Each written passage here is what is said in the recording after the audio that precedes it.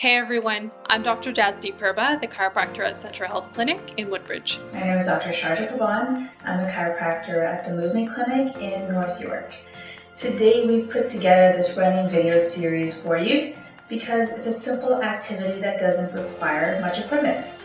And it helps get us out of the house so we can take care of our physical and mental health. So if you're thinking about getting into running and you're not really sure where to get started, this video is for you.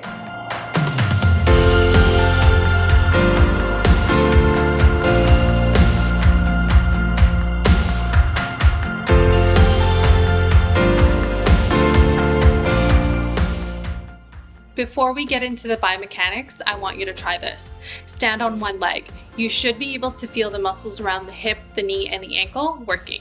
You might be surprised to find out that you spend more time on one leg when you're running or jogging compared to when you're walking.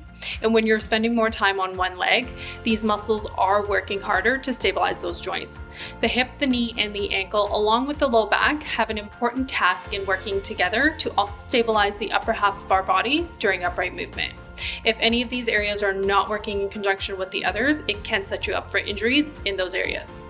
So here are some tips to keep in mind to get you started. First, be sure to rest. Make sure you rested before your run and also give yourself enough recovery time after your run to optimize your training results. The next one is keep hydrated and be mindful of the time of day when you choose to run. When you are choosing your routes, be sure to change it around, or if you're sticking to the same route, change the direction to balance out the physical impact on your body.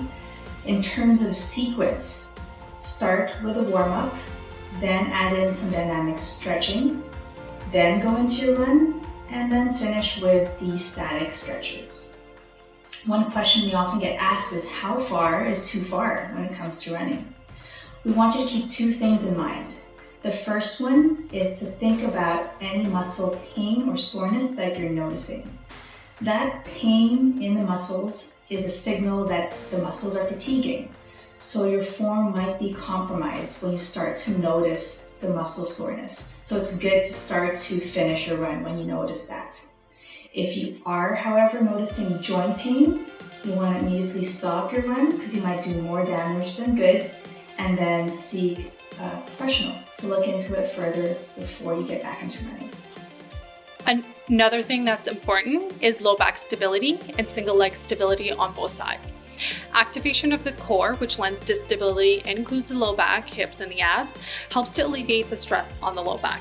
Ensuring you have selected the proper footwear is another important tip to keep in mind. We will be talking about that in the next video. In the meantime, if you have any specific questions about our recommendations, feel free to reach out to us and ask us. We love questions. If you have found this video helpful, give it a like, and if you want to see more from us, hit the follow button. See ya.